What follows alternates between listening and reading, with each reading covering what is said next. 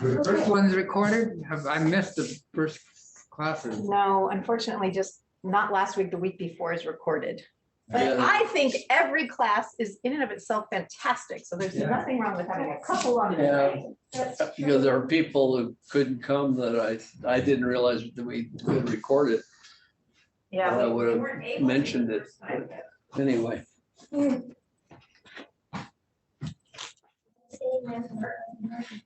I got on remote last time.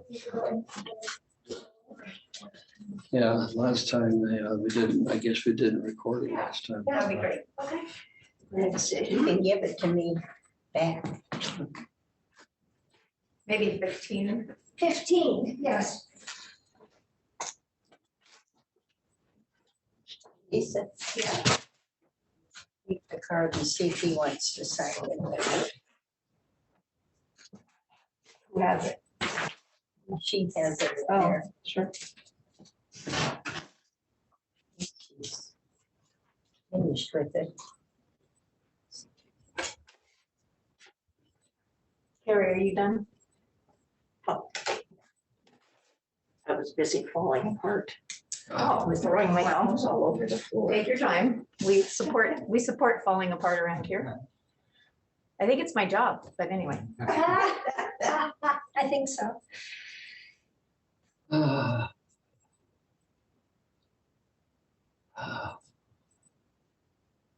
That's cute, Diane, friend of Nadine and Vicky. I like that you wrote that. Where are you zooming in from? You're muted, so.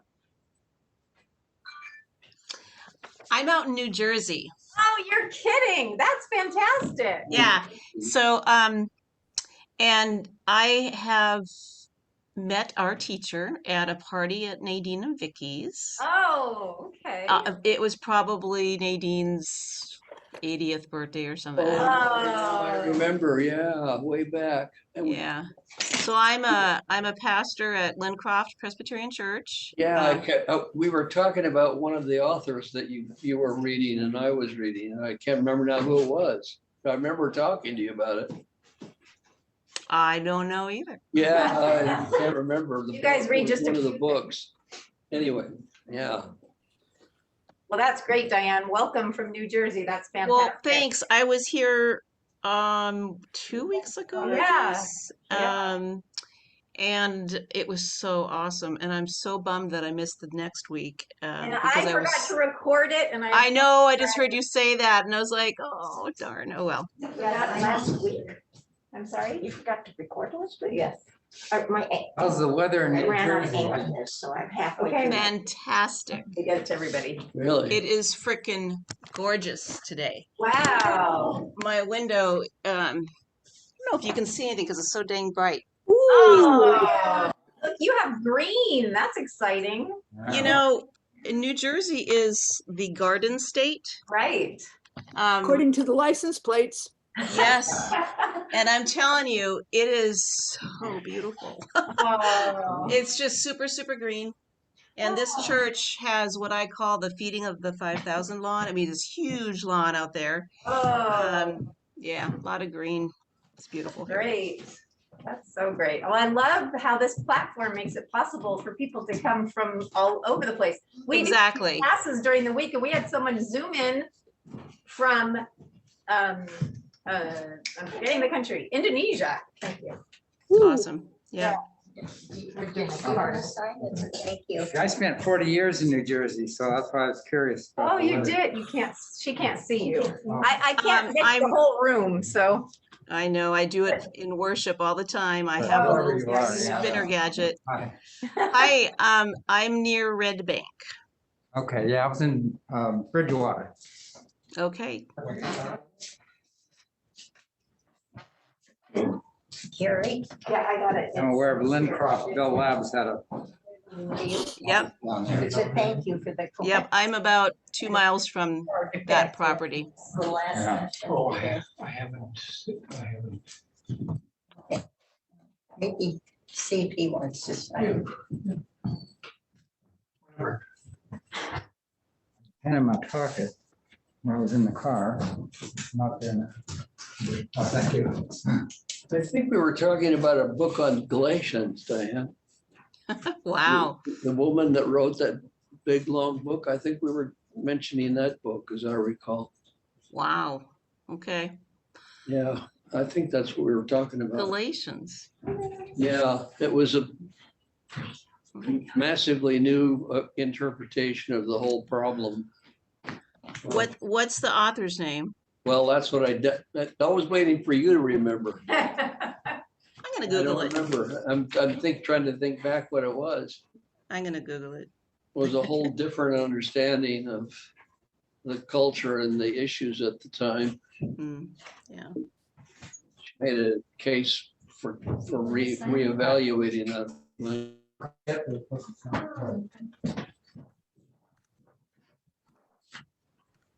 There's an extra pen around here.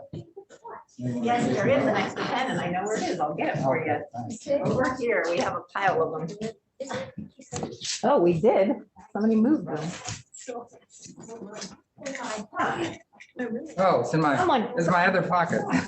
how dare they? Well, they're missing. That's in my pockets. Okay, let's see, what time are we? Oh, it's just 2:01, so let's give people a minute. Well, Roger is zooming in from Tahoe, I can tell with all the wood. So we've got New There. Jersey and Tahoe and Davis and Davis. That's great. Wow. New Jersey. New Jersey. Why we say that, none of you call it that. Nobody says that. I don't hear anybody saying that. I know you said it wasn't that. That's the thing. Tony Soprano says that. Tony Soprano says that, that's right. Hi, Sherry.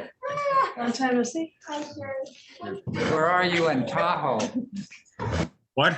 Where are you in Tahoe? I was there last week.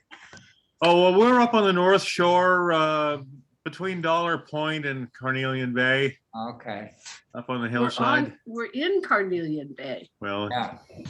yeah. That was on the West Shore. Oh, that's nice over there too. Yeah. Roger, are you getting snow because we had so much rain? No, it rained here. It's Oh. it's not cold enough to snow, but Oh, it rained last night and then most of the morning this morning. wow. So that's nice. We need all the rain we can get. The lake water, the lake level is really low already. Yeah. This time of year. I wonder, so there, I just want to tell you all, we have a whole nother half of the room here. But in order for you all to see Jim, I'm going to keep the screen Everybody could tilted. come over there. I didn't know if we were like. maybe spreading out. versus- It's probably good to spread out. So what I'm going to ask all of you to do on Zoom is to mute yourselves, because sometimes if a dog's barking or a blower's going, it's really loud on the screen.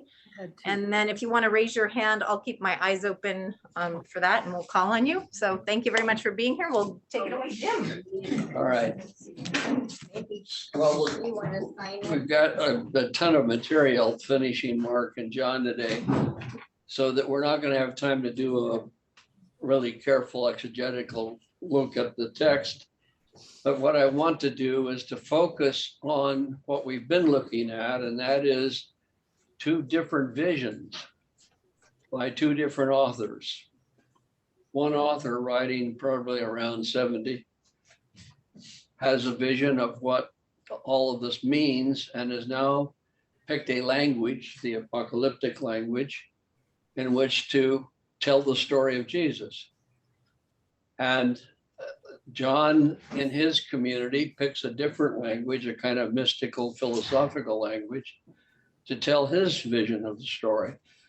And so their visions are quite different. Their understanding of Jesus is quite different. And they're both faced with something that they can't avoid, and that is Jesus has to die on a cross. That they know. That's the historical given. They can't change that part of the story. So part of the vision that they're struggling with is, how come it happened? And what does it all mean for us? That's what they're both in one way or another struggling to make sense out of, based on the language that they've decided to tell their story in. So Mark is going to culminate his understanding of Jesus's last days, his arrest, trial, crucifixion, and so forth, to complete his apocalyptic understanding that Jesus is going to bring about a reformation of the world eventually, in which evil is to be destroyed. And the last enemy that Mark says Jesus has to conquer is the problem of death. So Mark is going to try to deal with why Jesus has to die and what is its significance.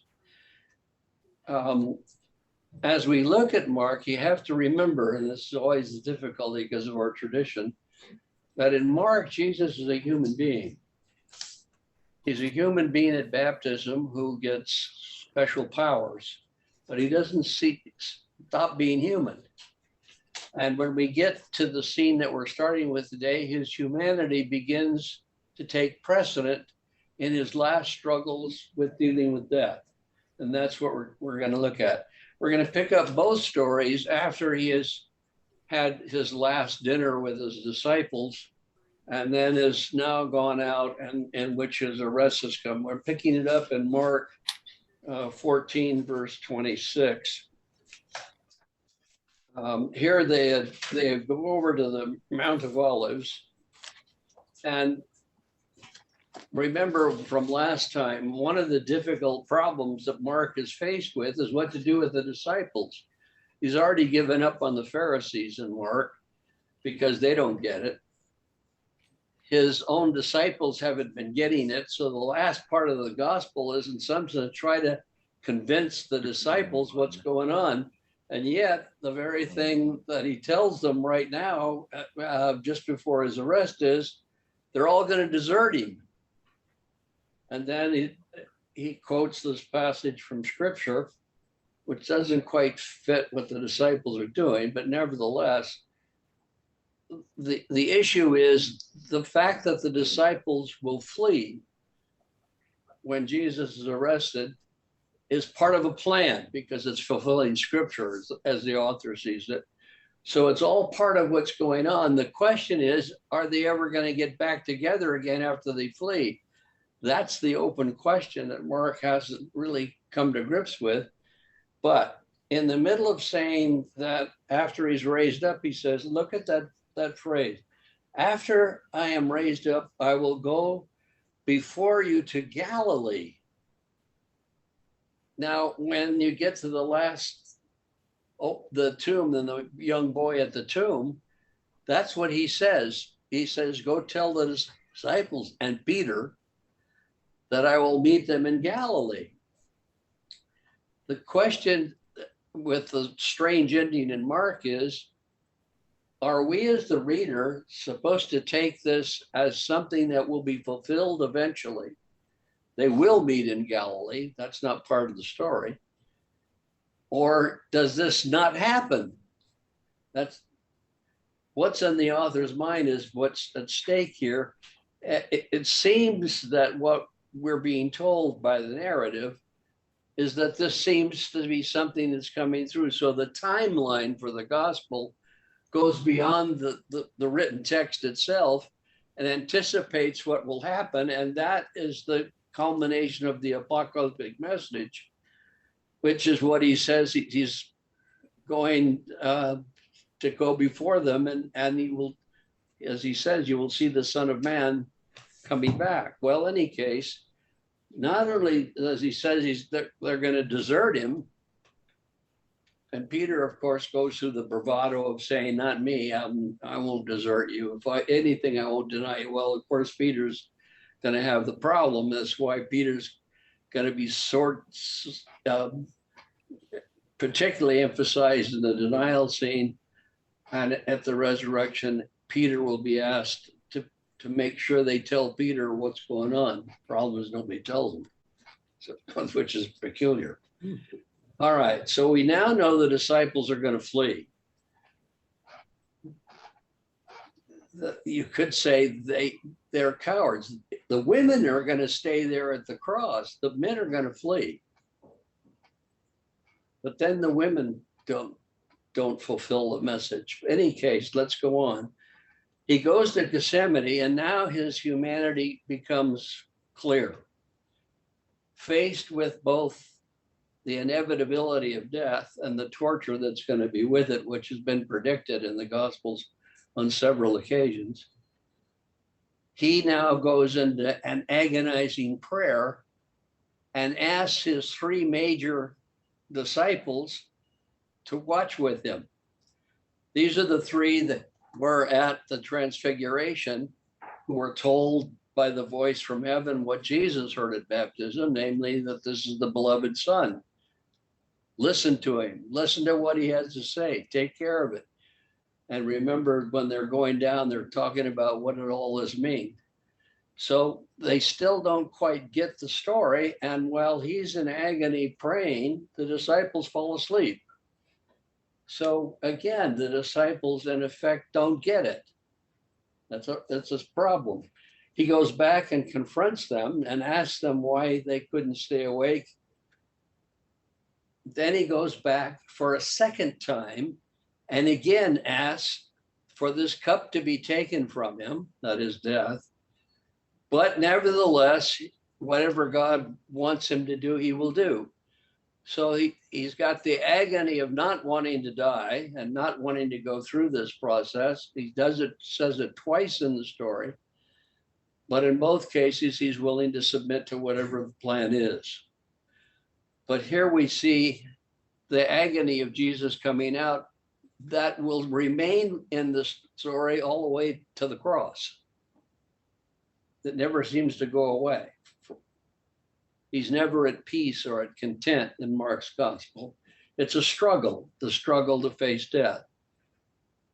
Very human experience is what the author is pointing to. Okay? Well, after having said all that, now is the time for the betrayal and his arrest. Judas comes in, and in this story, Judas has already made arrangement, in this case, with the temple police. Mark has the people who come into the story to arrest him are from the temple. So they represent the pattern of the chief priest who will put him on trial. And Judas will betray him with the kiss. That story is in Mark, it's not in John. And when he's doing this, it says one of his disciples took out a sword and cut off the ear. And Jesus, of course, tries to stop this, but then says something here it is in 48. Jesus said, "Have you come out with swords and clubs to arrest me, as though I were a bandit?" Notice that term. When you get to the crucifixion, it says Jesus will be crucified with two bandits one on each side. People have picked this up. The reason for his trial and crucifixion is not that he's a bandit, but that he claims to be God's son and so forth. Yet he probably was picked up and arrested because he was seen as, from the Roman point of view, as a bandit. We got to get to that term because it's a weasel term. It doesn't necessarily mean that he's out robbing people. Bandits were also, by Mark's time at least, bandits were part of the rebellious groups that were trying to overthrow things and causing disruptions of various places, so that Jesus's disruption in the temple could be seen as an act of bandit, a zealous activity and so forth. So the Romans could easily have seen it. Remember that at Passover time, the Romans had the army stationed up on the walls of the temple guarding this place, because it was a time when there was lots of rebellion going on. So any incident in the temple would immediately be shut down. And the fact that Mark has Jesus overthrowing things there at the end is an indication that the Romans probably did see him as something of a bandit in that term. In any case, it's not the term that Mark finds that they're going to actually arrest him and crucify him for. Nevertheless, it's there. Then once he says that, he recognizes it, and then that this is inevitable, and then says, let the scriptures be fulfilled. And at that point, all of the disciples take off. So they are fulfilling the plan that was laid out. We are only going to hear from Peter again. The disciples don't show up anymore. And what to do with them has been a long problem in Markan studies. What do you do about the disciples? They're running away and they don't seem to ever meet up again. You have to assume they will meet up, as he says, in Galilee some point. But that's not going to be in the story. We don't get that one. Well, the disciples in Mark are a serious problem for anybody who thinks this is a historical document, precisely because if they were that bad, there would never have been a Christian movement, frankly. That wouldn't have happened.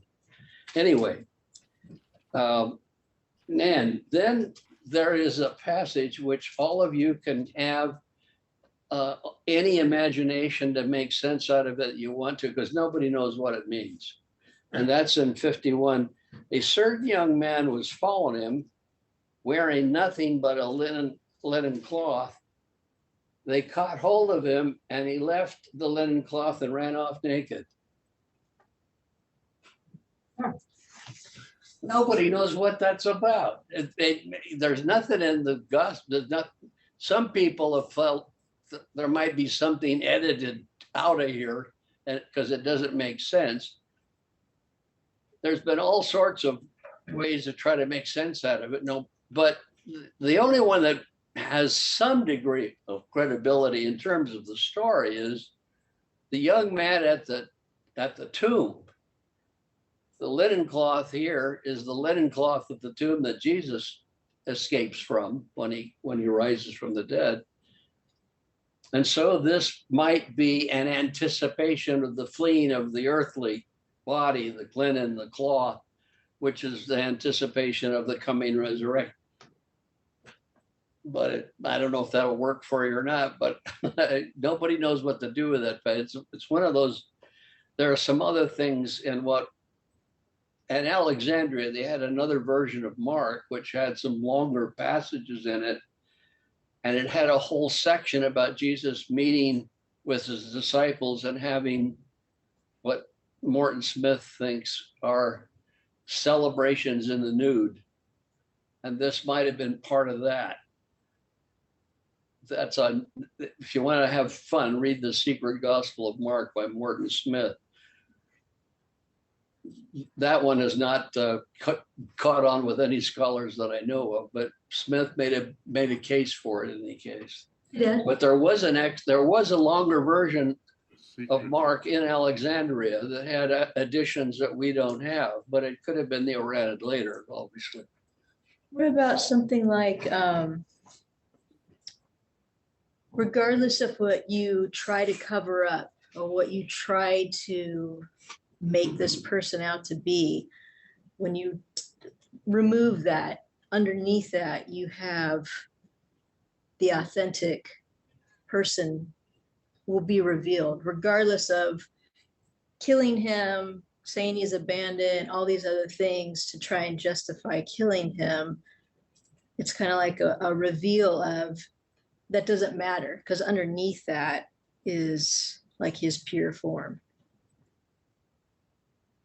Well, if that's the case, if it's possible that this would reveal the deeper, true inner self or something, that would match the vision that came out in the Transfiguration story, where he's transformed into this inner being that gives off light and aura and so forth. And a number of scholars have thought that was originally a resurrection story that Mark put back into the middle of the story as a way of awakening the disciples in the middle of the story to who Jesus is. But in any case, it would be a revelation of this more divine power that's in him, which would be his true self. And so this boy could be emblematic of that process too. That's another possibility. As I say, use your imaginations, because there's no way to stop it as far as I know here. In any case, once that happens, then Jesus is taken before the Sanhedrin, the council group. Again, this is different. This is not in John. The Sanhedrin was the ruling group. The high priest and other high officials held the council, and they were sort of the legal body of Israel at the time. And they're put before him. And notice that the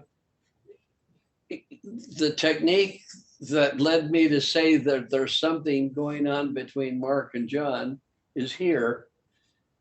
Notice it starts off in 53. They take him to the high priest, the chief priest, the elders, and the scribes were assembled. Then Peter had followed him. Peter comes into the scene. Then you go back to the trial scene after it mentions Peter. Once the trial scene begins, then you go back in 60 and you pick up Peter again. Then Peter's denial is given, and in 15 you go back to the trial scene. This is this method of intercalation that I mentioned in the very first week. That is Mark's literary thing. It's unique to Mark that you start a story, stick another story in, and come back to the other original story again. And Mark does this all the time. This is the place where John now does it too. You'll see John does it. He starts the story, puts Peter in, goes back to the trial and picks Peter. He's almost following Mark's literary patterns, which led people in the end of the 20th century really to start taking more seriously that the author of John was reading Mark and picked up characteristics from Mark. The reason why nobody wanted to say that much before is they're such different. But if he reads Mark and is trying to change Mark, then it makes more sense. So this is one of those patterns in Mark that shows up in John, which gives some people, not everybody buys it obviously, but gives, I particularly find it useful to think of. This is another way to see that the author of John is reading Mark, but unlike Luke and Matthew's Gospels, disagrees with it so differently that he changes the structure and a whole vision of things. Anyway, this is the pattern that I was talking about that very first week. Well, notice that they are giving credit, the people that are testifying against you are giving false witnesses. They don't have any accurate information against him that they can use yet. And then one of the false witnesses says, he says, I will destroy the temple and rebuild it in 3 days. And that's a false charge. Remember in John, that's Jesus saying that one. He said, yeah, that's exactly what it. Remember, he's changing the whole structure of the cosmos, and the church is replacing the temple authority with his own body, in effect, in John. Well, here, that's false testimony. People are getting frustrated. The high priest then wants to know, does he have any? Notice that almost all the way in this text, when it comes to his arrest and trial and crucifixion, Jesus is pretty passive. He takes what's coming to him. He may be in agony, and he may be confronted with the agony of death, but he's still going to go through with it. But he doesn't put up a fight. He stops his disciples from fighting, and he himself doesn't argue back, doesn't fight back, doesn't try to defend himself, any of that. Okay? I say that because you'll see the difference in John. Then finally, the question is asked of him, which is what Jesus heard at baptism, and which the author, we, the reader, have known since the baptism scene. the high priest says to him, "Are you the Messiah, the Son of the Blessed One?" At this point, Jesus, for the first time, publicly admits who he is. This is, we've had a secrecy going on all the way through this gospel. The demons are told not to tell anybody. His disciples are told not to tell anybody when they're revealed. Now it's public knowledge. He says, "That's who I am." But the title that he wants to use is the title Son of Man, which is what Mark, more than likely, he gets it from Daniel and other apocalyptic texts in which the Son of Man was a human figure given authority in heaven to begin to lead the forces of good against evil, as Jesus does in this text. So he says, "And look what the Son of Man is going to do. You will see the Son of Man seated at the right hand of power and coming with the clouds of heaven." That is the culmination of the apocalyptic vision that Mark's trying to present. Jesus will come back as Son of Man, and he will come charging with the clouds and bring the forces, and finally and once and for all in the apocalyptic text, eliminate the threat of evil and therefore Satan. But in order to do that, Satan's power has to be destroyed. And in the apocalyptic tradition, and even in Mark, the power that Satan controls is death. So if you can defeat death, you've destroyed Satan's power to control. And that will lead to a new heaven and a new earth to come. And that's what Mark is now predicting will happen. It was that, at least one of those, that would be when, from the author of John 20 years later is reading that, he thinks that was discredited and therefore doesn't pick that up. That's not his tale. In any case, again, Mark's concern is very much the fact that the world is completely overrun by chaos and evil, and that humans don't seem to have the capacity to change it, and therefore it requires God's power to do so. And Jesus is the first who gets that power and begins the process. He will then be taken up to the right hand of God, given more power, and then we'll come back and end this thing. That's Mark's vision. Okay. All right. Well, now he admits it public, that's who he is, and that's enough for the Sanhedrin and the high priest to say, but you got to put him to death. As far as I know, there's nothing in the Jewish tradition that says that's a death sentence. But nevertheless, that's Mark's vision of things. And they decide, because he says that he should be put to death. Then they take him away, they begin to torture him and ridicule him and so forth. But now we get back to Peter again. We had Peter before, Peter's coming in, and the prediction that Peter would deny him 3 times now comes to fulfillment. He 3 times says he doesn't know, he's not one of them or anything. And then at the end, it says Peter broke down and Peter wept. Now, that's the end of the Peter in the story, until the young man at the tomb says to tell Peter among the disciples. But Peter has completely failed in what he even claimed he was going to do. Peter denied he would ever do this. And of course he has. There's been a lot of discussion about why is Peter so awful in the Mark's gospel. John cleans it up and gets Peter back into the scene. The other gospels get Peter back into the scene in one way or another, but Mark doesn't. One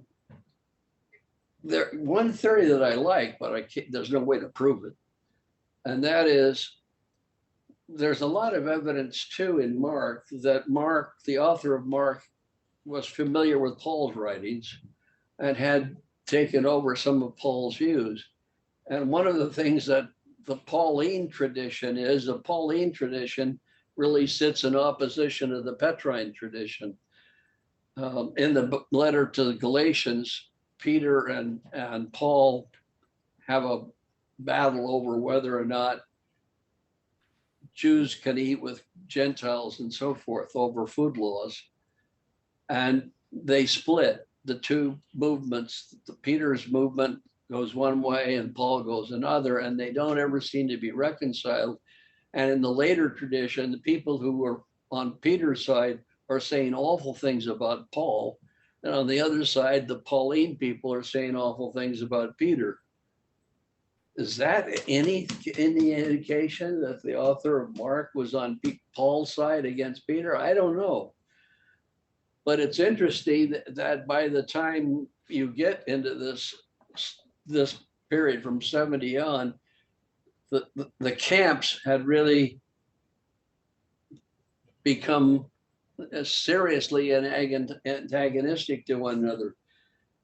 And then one author comes along and wants to put them all back together and get them in harmony again. The Book of Acts. The Book of Acts writes the Book of Acts, and he gets Peter and Paul together again in that text. You wouldn't know they were in war with one another.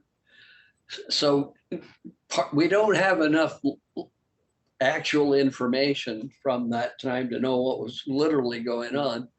We just have all these clues, and what they lead to could be any number of things. It also could have nothing to do with Mark, by the way. Mark may have, but it's one of the explanations for what's going on in the Petrine tradition in Mark. It comes out too negative.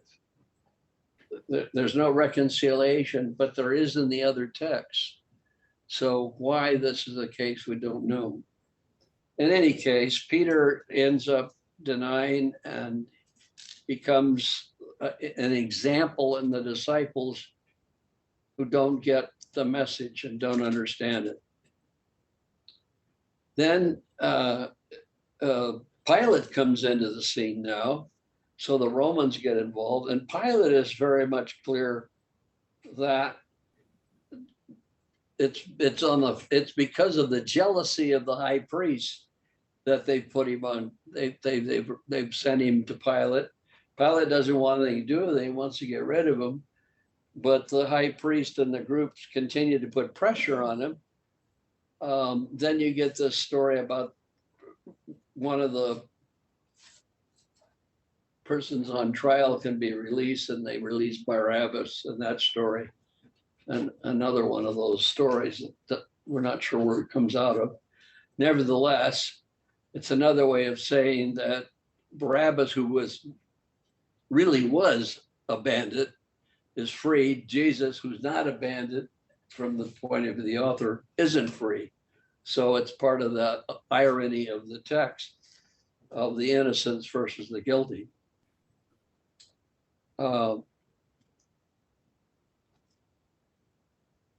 In relation to Pilate, Jesus doesn't say much. He gets questioned. He says, Peter asks him, he says, they've made a lot of accusation against you. What do you have to say? He doesn't say anything. It's quiet. So Pilate can't find anything. He wants him out, but the crowd is shouting, crucify him, crucify him. So he decides to go ahead and have Jesus tortured a bit. The soldiers take him out. The Romans now come up with a charge against him that's not in the Sanhedrin. The charge that's made him by the Romans is he claims to be king of the Jews. He's claiming, well, if he were literally claiming to be a political king, the Romans would stop that one clearly. That would be a real problem for them. But that's the title that they're concerned about. And Pilate asks him if he's the king of the Jews. Again, no answer is given. And so he's mocked. And then they take him out to be crucified. And notice in 21, they have to get somebody to carry his cross. After being tortured, apparently, he's too weak to carry it himself. So they get somebody to take it for him to Golgotha. it says it was Simon of Cyrene. So he names the person. And when he gets to Golgotha, that's where he's crucified. They put him on the cross at 9 a.m. At noon, everything starts going dark. And at 3 o'clock, he dies. And then at the 3 o'clock hour, the apocalyptic message comes in again. The temple is torn in two by heavenly power. The temple is destroyed. It's what Jesus did when he overturned the temple. Now the anti-temple is now confirmed by heavenly power because the curtain of the temple is torn through. And that's the end of the temple as a place for worship in Mark. And once that is said,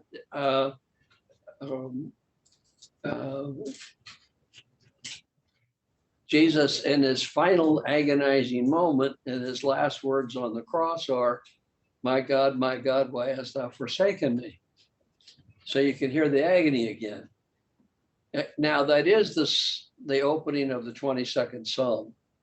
If you read the whole Psalm, it ultimately ends in triumph. But the opening verses sound like Jesus feels like he's been abandoned. You can go either way with that one. You can get scholars on both sides. One is Jesus dies in agony, thinking he's being abandoned by God, even though he knows God will raise him from the dead in the story. Or he's saying that, which leads people to take it literally and therefore misunderstand that he's quoting the whole psalm and that he's really seeing ultimately what he's going to be going through as triumphant. So it goes either way, and you can make a case for both sides, as far as I can tell. So we don't have the author here to ask which way he wanted to go with it, but nevertheless, it could go either way. So he dies, and then the women are there. The men are gone, but the women that are mentioned there are Mary Magdalene, Mary the mother of Joseph, and then Salome is there. Not Mary the mother of Jesus, who's in John, by the way. That Mary's not in Mark's gospel. But these are women. The women often get short-sighted, but the women had a prominent place to play because they provided housing, food, other kinds of things for the movement. They couldn't have made it without the women's support. The women are still there. So the women are at the cross, and then they go on the first day, they go to prepare the body for burial, wondering how they're going to be able to get the tomb opened up again because there's a rock put in front of the tomb. Of course, it's already rolled away. Now here we go again. As they enter the tomb, they see a young man dressed in white linen. That's probably the same man that ran away before, but then it's the same linen cloth again. If you link those two up, then it's an anticipation of this event. It doesn't say it's the same guy, but the linen cloth is exactly the same language. In any case, he's sitting there, and listen what he says to him. He says to them, do not be alarmed. You are looking for Jesus of Nazareth. He was crucified. He has been raised. He is not here. Look, there is the place where they laid him. But go tell his disciples and Peter, emphasized, that he's going ahead of you to Galilee, and there he will meet him as he told you. So it repeats that line that Jesus gave back before he was arrested, that he would ultimately meet them in Galilee.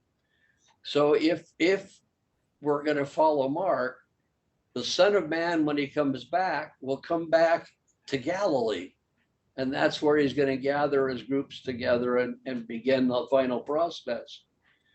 There's no indication of where the disciples fled. They don't know, I don't know if they went to Galilee or New Mexico or where they went. Any case, they're not in the story anymore. And now look, the women are told to go tell the disciples and Peter. Now look what happens. So the women went out, fled the tomb, were terror and amazement, had seized them, and they said nothing to anyone, for they're afraid. So Peter and the disciples don't hear anything from the women. What's going to happen?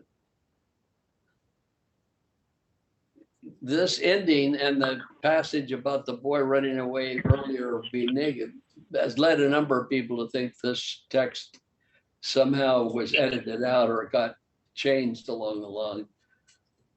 I think this probably is. As you know, there was another ending added later about snakes and all that stuff. That's not in the original text. I have my own theory about this. I think I've told you it before. Mark's story is not written to historically talk about the disciples. It's not written to give you an accurate historical picture of Jesus and so forth. It's a vision. But the vision and the story is being told to convince the reader. The question is, what are we going to do at the end of the story here? The disciples have all run away. The women aren't going to tell anybody anything. What are we going to do about it? We're reading the story. We've been led in all the way along the line. We as readers have been led in on the inner dope all the way along the line. The story has been written to convince us at the end not to act like the disciples, nor be afraid like the women, but to move forward, to watch the ending is coming, to be prepared for it, to continue to do what Jesus said you should do in chapter 13. Watch, be careful, you don't know when it's coming. Continue to heal people, continue to help the poor and so forth, and be prepared for the end that is coming. Are you going to do that or not? That's what I understand the ending to really say. It's up to the reader of the text to do something about it. I say that because I also believe that's what the author of John is doing. John is writing that text for the reader. He even says so at the end. Any case, so Mark's vision is the end is coming. He's in 13, he says, this is the last generation that will be here. Jesus has defeated death and has now risen to God. He will eventually come back within this generation and finish the process. That's what the text is saying. That's what the author wants the reader to believe. Yeah, Meyer. I have the Revised Standard Version. Okay. It says the two most reliable manuscripts do not have Mark 16, 9 to 20. Yeah, that's an ending that was added later in the tradition. That's the snakes and everything I was telling you about. The text ends at verse 8, the original. The best manuscripts that we have end at verse 8. Later on, people who didn't like the women not mentioning anything put another ending on it later. And that's what comes in from 9 on. But they're not in the best manuscripts. Yeah. All right, does anybody, any comment, question? Do you hear what the author of Mark, what he's trying to say and convince you of? Do you understand who he thinks Jesus is and what Jesus accomplishes and what your function is in relationship to it and what the reason for his dying on the cross was in terms of both the humans who did it to him and God who sees it as the movement toward victory? All of you. So Jim, that means that the death of Jesus in Mark is not a propitiation for our sins. It's a triumph over death. If we can read There's- that, we can read that sin stuff back. Yeah, in. there's no sense that there's an atonement theory in Mark, and that comes in other parts of the tradition. That's not in Mark. In Mark, it's a defeat of the power of Satan. And that begins the final stage of the war that will culminate with Jesus' return. That's what Mark is pretty consistent with the apocalyptic language.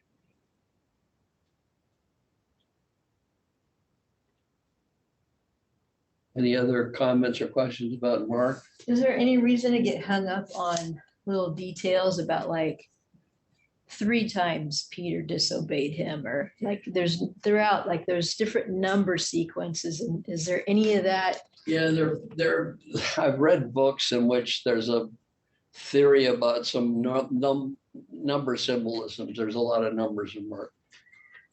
3s and 7s and 40s and so forth. And they all have some connotations in the tradition. I don't know what to do with all that. It's possible there's some kind of code language in there that the people might have known about at the time this text was written. If so, it didn't get passed down in the tradition of what they mean. But obviously the 3 times is for emphasis too. Right, because if it was twice, like what, you make a mistake once, the second time, like, come on, you knew better, but then he does it again. Yeah, it's a disaster. Yeah. Yeah. Like purple I got of him wearing purple because that's royalty. And if he's the Yeah, king of the Jews, well, we're going to take your king down. yeah, But some of it I was like, is this supposed to mean anything? I don't know. yeah. In terms of the story, it's an absolute humiliation to Peter. I have the NIV, and in the introduction, it says Mark was possibly a close associate of Peter.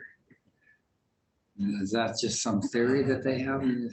None that I know of. Well, I mean, in the tradition, the author of Mark was supposed to be a friend of Peter's.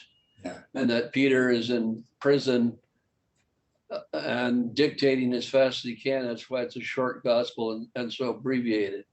Yeah. None of that's held up in any serious historical sense that I know about, but that's part of the legend. All right, well, let's go over to John and watch what John does with the legend. Now we're going to at least 20 years later in a whole different language world.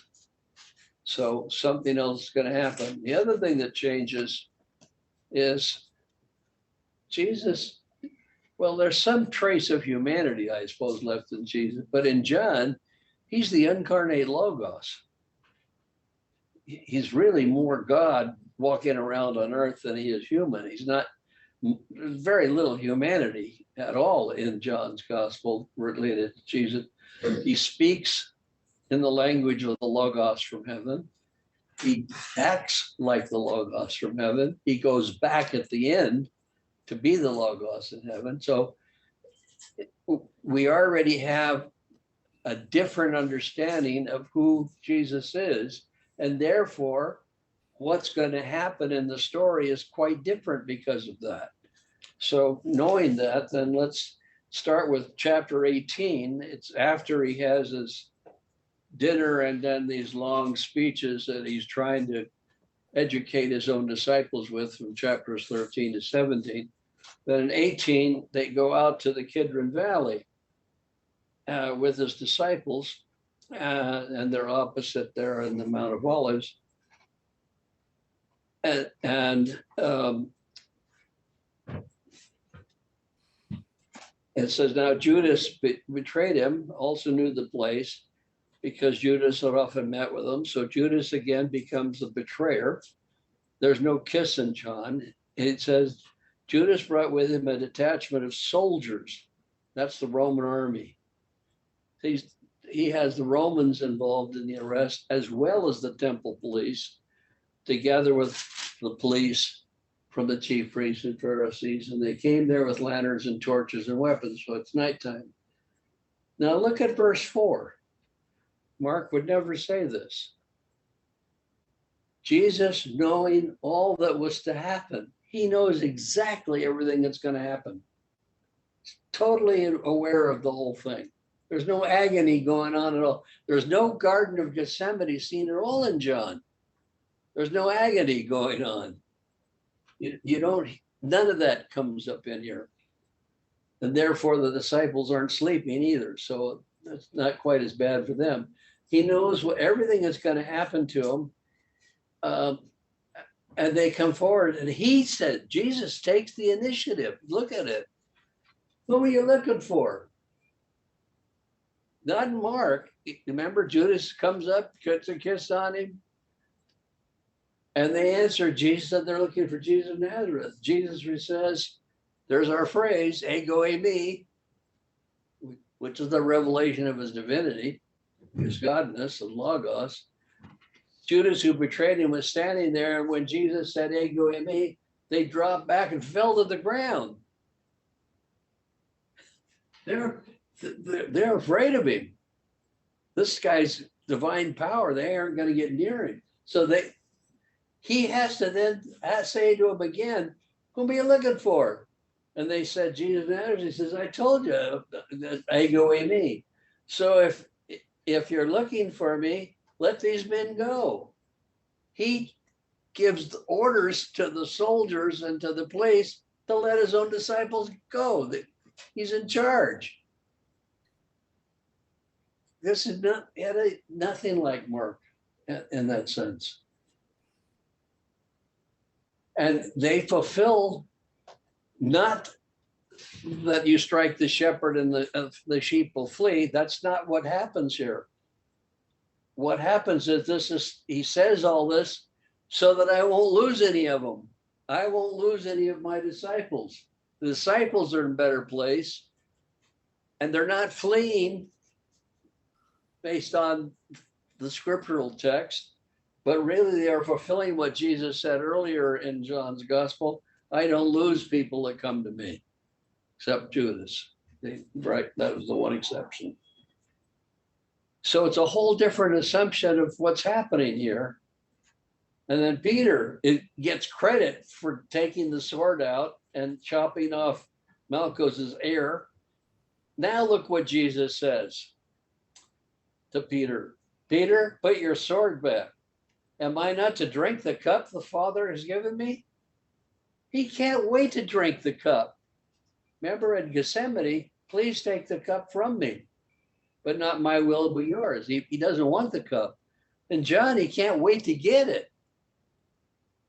He doesn't want his disciples interfering with this. It's a different, so what's his death mean? His death is not the agonizing struggle that Mark portrays. It's part of the control that Jesus has of what's going to happen.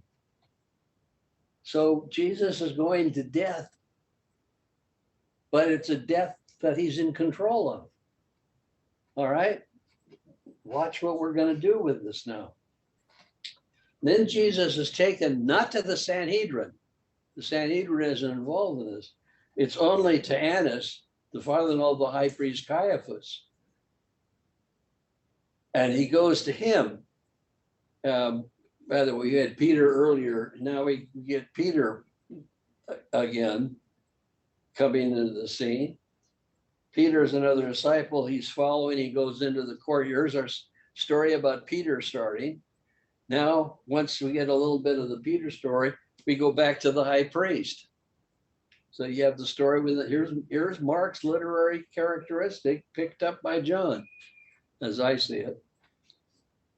Then the high priest questions Jesus about his disciples and his teaching. Jesus is speaking. He's in debate almost with this. He says, I have spoken openly to the world. I have always taught in the synagogues and the temple where the Jews come together.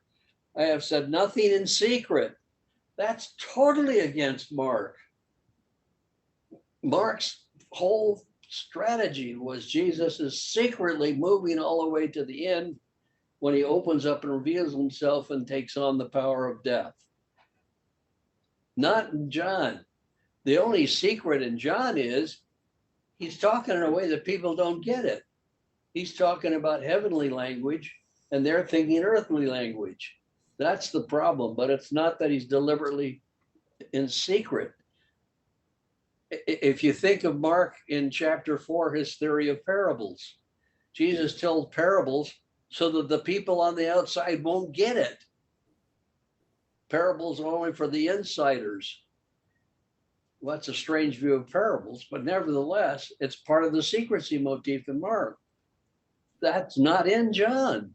It just isn't there.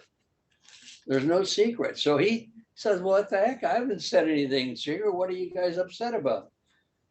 When he said this, one of the palace guards struck him saying he was dishonoring the priest.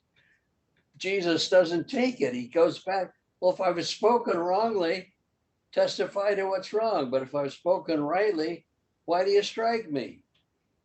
He argues back. He doesn't take it. Then Ananias sends him to Caiaphas. We don't have any trial scene. We don't have any witnesses. We don't have any charge made, and we don't know why he's going to be stand over to Pilate. Then once that's over, we go back to Peter and he finished the denial scene. So we have trial, Peter, but trial only before the high priest. And then in the morning, they send Jesus to Pilate. Now watch the difference between the way Jesus talks to Pilate in John as compared to Mark. All right, they take him to Pilate. Pilate says, what accusations did they bring against this man? They answered, if this man were not a criminal, would we have handed him over? Well, now they're claiming he's a criminal, but they haven't made any charge against him. Pilate says to him, take him yourselves and judge him according to your laws. The Jews said, we're not permitted to put anybody to death. It's not clear that that's historically accurate, but maybe it is. Nevertheless, the point is, the Romans are the ones who crucify him, not the Jews. And that, again, you can't change that part of the story. This is an excuse given in the text for why the Romans crucify him rather than the Jews stone him to death. Then Pilate enters the headquarters again, summons Jesus, asks him, are you the king of the Jews? We're back to Mark's king of the Jews claim again. Jesus answered, do you ask this on your own authority? Or did others tell you about me? You can't imagine the Mark and Jesus saying this to Pilate. Pilate says, I'm not a Jew, am I? Jesus answered, he says, oh, what kind of a king are you? And Jesus says, my kingdom is not of this world. If my kingdom were of this world, my followers would be fighting to keep me from being hauled over to the Jews. So he makes it clear. He's saying it. He has said this all along to the public. He says this all along to his own disciples. He says this now to Pilate, the Roman authorities, that he's not from here, he's from above. This was back to the prologue again in John. He's come from above. His kingdom is above, not here. He is not, like Mark, going to clean up the earth and make it a place freed from evil again. His kingdom is in another realm. His Father's house is in heaven. That's where people are going to go, to the Father's house, not to stay on earth and have it reformed. So it's a whole different final assumption about where you're headed. In John, they're headed to the Father's house, ultimately. After he said this, he goes out and tells the Jews, Pilate says, I don't find any problem. They shout for Barabbas. Pilate goes back to Jesus, has him flogged, and again, much following Mark here, the same kind of thing happens. Then Pilate goes out and says, look, I am bringing him out to you. I find no case against him. Jesus came out wearing a crown of thorns and says, here is the man, which is an irony because he's more than just a man. The chief priests, look at the chief priests saying, crucify him, crucify him. Take him yourselves. I don't find these. Pilate continues to try to get out from under this. The Jew says there's law. If he calls himself the Son of God, he should be killed. That's the charge that we didn't see in any trial like that. That's now what they're, it's a true statement. That's who he is. So that's not a false statement. The question is, can you be crucified for that? That's the open question. Pilate goes back, asks Jesus.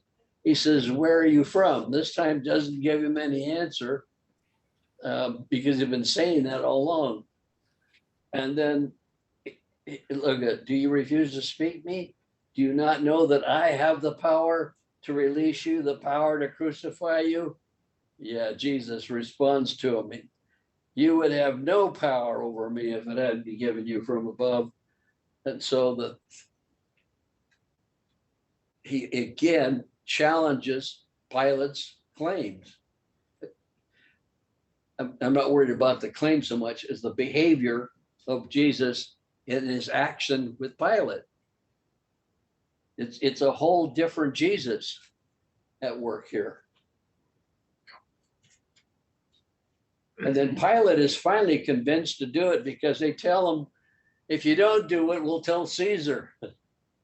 And then Pilate's now afraid he's going to lose his job. So he'll crucify Jesus so he can get rid of the crowd that might turn him over. Then Jesus, okay, now they take him out. They go to the place of the skull. But notice he carries the cross all by himself. He doesn't need any help because he's not weak, tortured, beaten. None of it affected him. He goes out, he takes the place of skull. They crucified with him, two on each other. Pilate had written that he's the king of the Jews. That's the Roman charge against him, not the Jewish charge. And they crucify him, they his clothes on. Then look at, I want to pick up on verse, what is it? I lost my number scheme there. 25, I guess it is.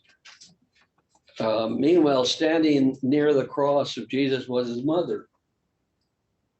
And his mother's sister, Mary, the wife of Cleopas, and Mary Magdalene, different Marys than were. When John saw his mother and the disciples whom he loved, the beloved disciple of John is probably a symbolic archetype of the perfect disciple. In the tradition, it usually gets, this is where John comes into the debate. This is the elder John, but more than likely it's an ideal image. In any case, he turns the beloved son over to the mother. Woman, this is your son. Part of what Jesus is doing is creating a new family. Family traditions now are changed by the activity. It's not going to be just strictly bloodlines or anything else anymore. The beloved, the true disciple and the mother belong together as a new kind of understanding of family. That's all in John. Then in 28, look what happened. After this, when Jesus knew all was now finished, Jesus has completed his task. And that's what ultimately was back to Pilate. When Pilate says, you know, if you knew the truth, you would know me, and the truth will make you free from John. Well, Pilate says, what is the truth? He doesn't get it. Jesus's main purpose in John is what he is telling Pilate. He has come to reveal truth. Truth itself is a revelation. In Greek, it's aletheia. It has the sense of being a revelation. That's what his mission has been from start to finish. He's finished it now. He's done everything he's set out to do from beginning, middle, and end of his career. So it's finished. So what does he say on the cross? My God, why hast thou forsaken me? No, He says, it's finished. I'm done. So the cross is the beginning of his going back up to where he came from.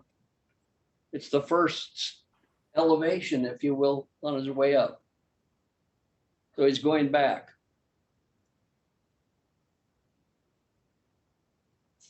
I'm going to skip over to the women again. In the empty tomb comes in chapter 20. Mary Magdalene comes to the tomb and saw that it had been removed and ran and told Peter and the beloved disciple, in effect, that they run to the tomb and they see that the tomb is empty. The two are running around, but the beloved disciple says he sees and he becomes a believer. He believes. He doesn't need anything more. Doesn't say that Peter does, but the beloved disciples comes to have faith in the fact that Jesus has been raised from the dead. Then once that scene is between, where the beloved disciple out trumps Peter again, so Peter comes out second. Chapter 21 added here, we'll get Peter back, but nevertheless, in 22. Then Mary goes weeping. She's in the garden, and Mary Magdalene in the garden sees Jesus, but she doesn't recognize him until he calls her by name. This goes back to something else. I know my people and I know my name. And so when he calls her name Mary, she knows who he is. But she's not allowed to hang on to him because he's still got to go back up to heaven first. So the women then tell the disciples. In the Gospel of John, I think Ray Brown's right. She becomes the apostle to the apostles. The women have an enormously prominent place in John. And so you don't have them afraid. They tell the story. They have Mary is the first one to actually see Jesus. She comes and she goes and tells the other disciples. And then ultimately Jesus reveals himself to the disciples and comes to them. Remember when they're in the room, they're not in Galilee, by the way, they're in Jerusalem. So they don't meet up in Galilee like Mark, they meet in Jerusalem.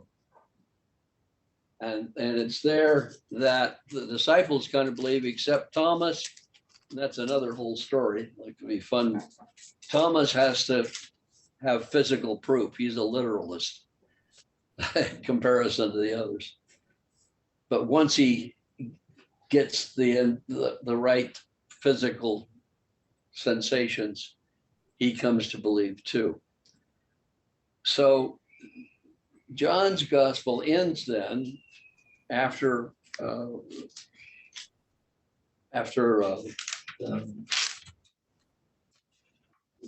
meeting with the disciples. In 30, look what it says. Jesus did any other sign. There's our word sign again. Remember that? Sign doesn't mean a literal thing. It's a sign or metaphor, a symbol for a higher truth in John. And he did many out in the presence of the disciples, which are not in the book. But these are written that you may come to believe that Jesus, the Messiah, the Son of God, and that through believing you may have life in his name. If you're in doubt who this book is written for, he just told you it's written for you. The reader is supposed to be the one who now sees all of this. Just as in Mark's gospel, the reader is on the inside, gets all the inside information, and knows more than anybody in the story does, even more than Jesus knows. They know everything that's going on. So the reader is now at the end at the place. Do you get it? Do you understand? Do you see or not? That's what that. So both authors have visions.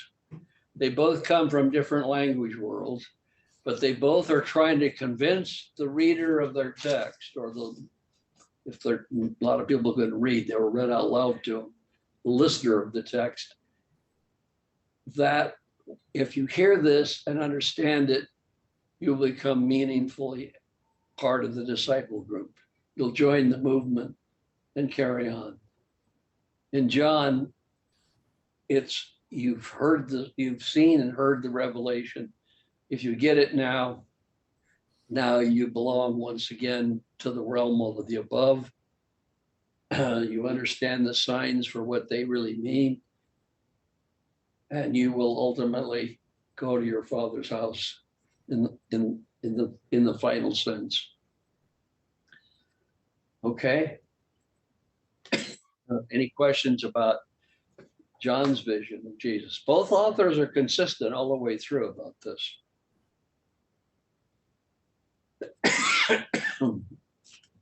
Anybody have any questions about any of that stuff? John's, again,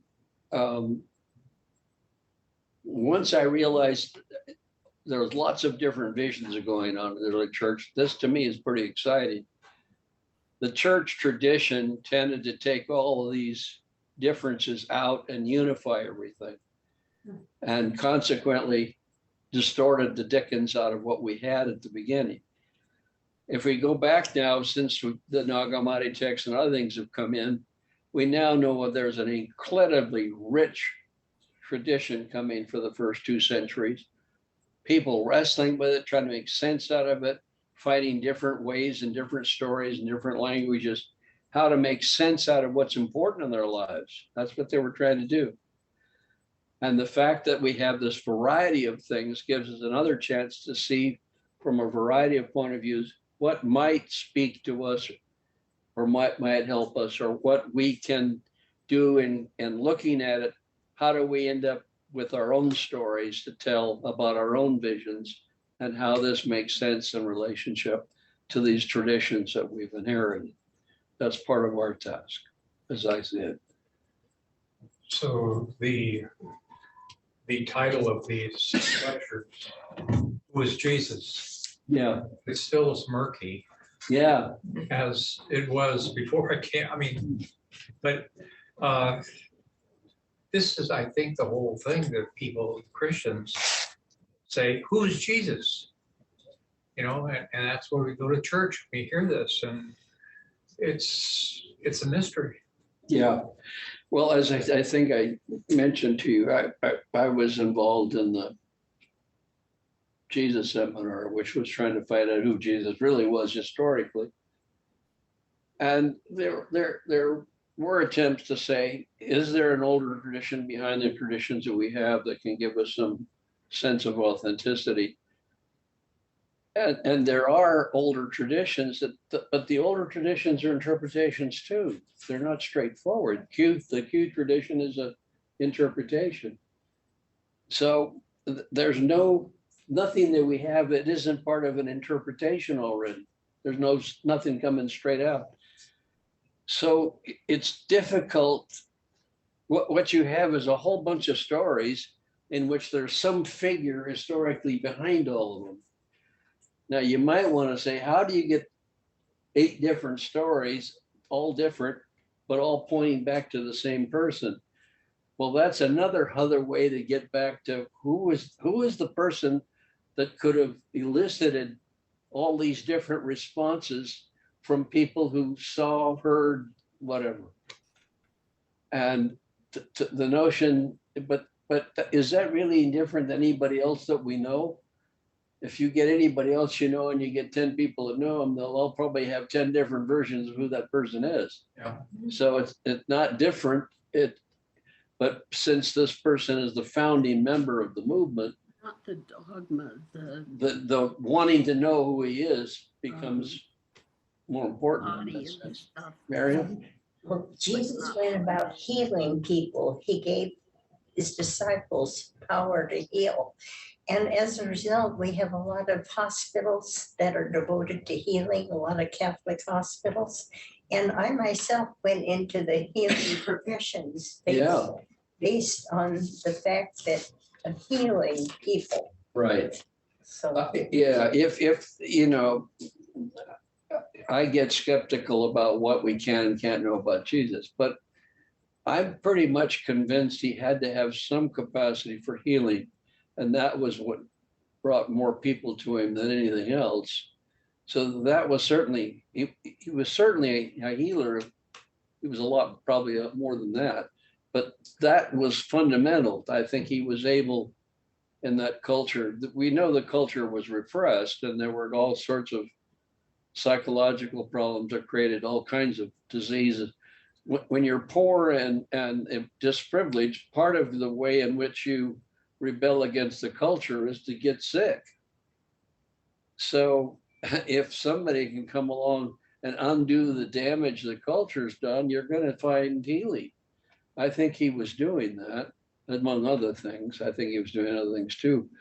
I think he was trying to create a whole new social movement in which the categories of the culture which divided people up he was trying to overcome them and bring people together that otherwise wouldn't come together in that culture. So I see him doing several things, but those are guesses too. But they make sense to me based on what we can know. And in one way or another, all of the visions have those kind of elements in them in one way or another. So healing is certainly, I think, central here. I have a question. It's Diane up here on Yeah, Zoom. hi. So I'd like to hear you comment on when I think of the book of John and the spiritual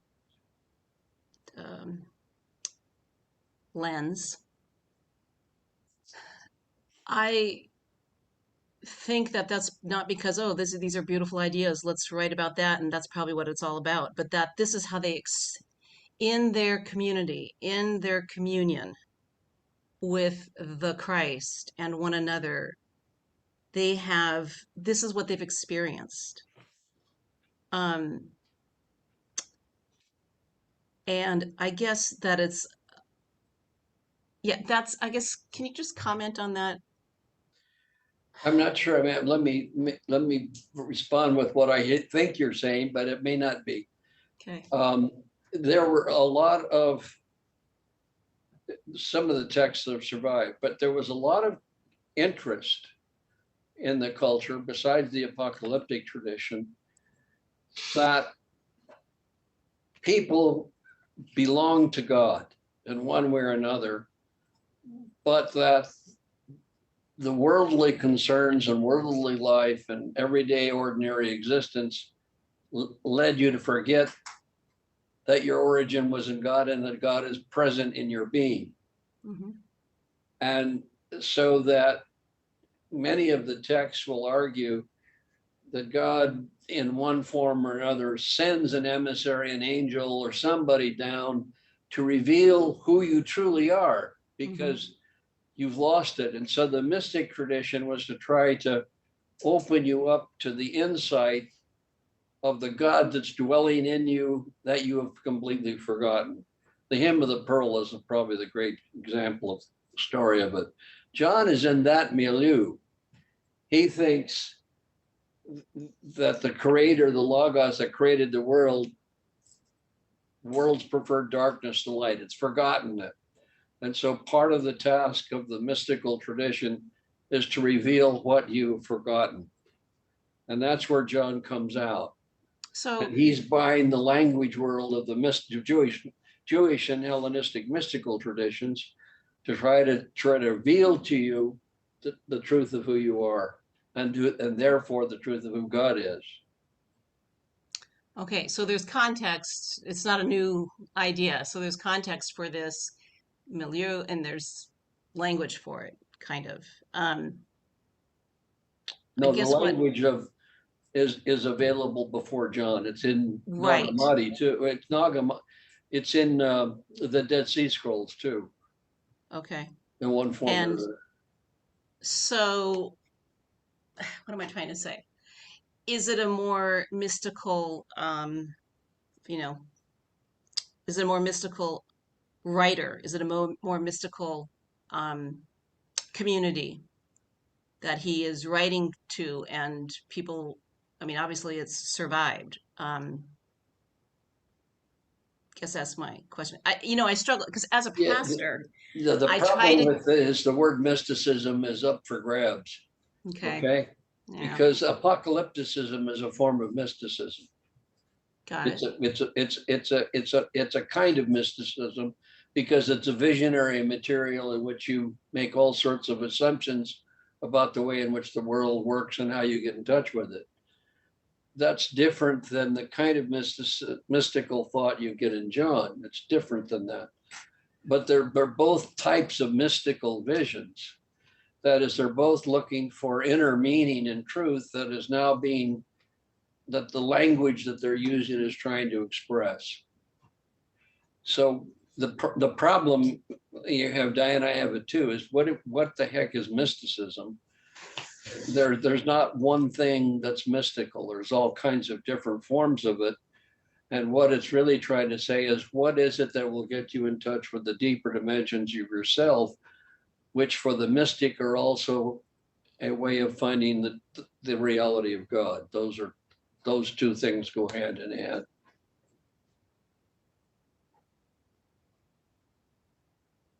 Yeah, and that's where that's my spirituality is very like what you just described. The more we know, the more we know about who God is and who we are. And as a pastor, you got everything in front of you. People who are Yeah. very concrete and da da da. Da. Anyway, Yeah. thank you. This is all just good food for thought for me. Yeah. Okay. Yeah. No, it's the same problem the authors of the text had. They have all kinds of different readers. Some are going to get it and some aren't. Same problem. Okay. Anything else anybody wants to comment on? Well, now if you do the same thing that we did with Mark and Luke, Thomas, Gospel of Mary, Gospel of Truth, and on so down the line, you'll begin to get the feeling for a very vibrant communities at work, struggling to make sense out of life. Jim, we want to thank you so much for teaching us. Yeah. Yes. Okay. And I'm wondering if you have any thoughts on your future classes, any hints or nibbles that you want to give us? I have no idea. All right, so watch your e-news updates and ask your friends. We will want more of Jim. Yeah. Thank you. That's right. All right. I'm so Thank you grateful. so much. Thank you. Yeah.